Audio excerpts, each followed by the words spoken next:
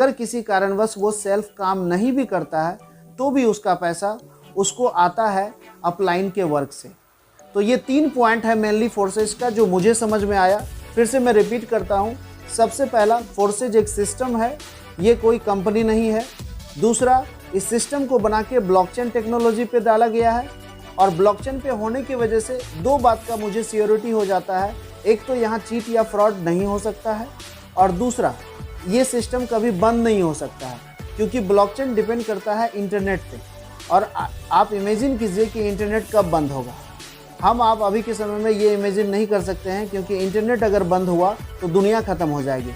इस प्रकार से हम लोग कह सकते हैं कि ना तो यहाँ चीट हो सकता है और ना कोई ये बंद हो सकता है, इसलिए हम खुल के काम कर पा रहे हैं।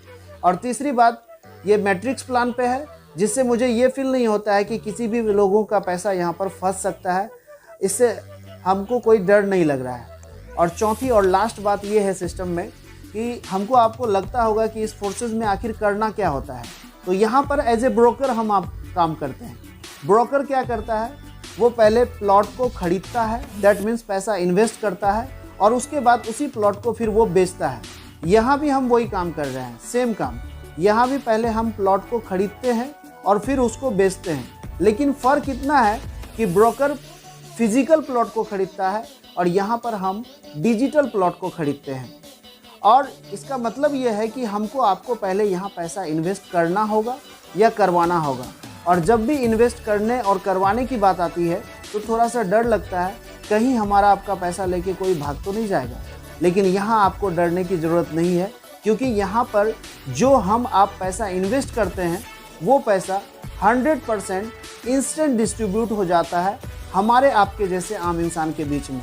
अकॉर्डिंग टू मैट्रिक्स, ये पैसा किसी एक पार्टिकुलर आदमी के खाते में जाके जमा नहीं होता है कि वो लेके भाग जाएगा। यहाँ पर 100% पैसा जो आप इन्वेस्ट करते हैं वो इंस्टेंट फ्रैक्शन ऑफ सेकेंड में हमारे आपके जैसे आम इंसान के बीच में ही अकॉर्डिंग टू मैट्रिक्स वो बढ़ जाता है।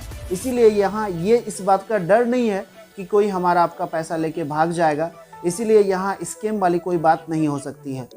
तो ये 4 पॉइंट है जो मुझे समझ में आया और इसको करने से मेरे लाइफ में बहुत ज़्यादा चेंजेस आया है।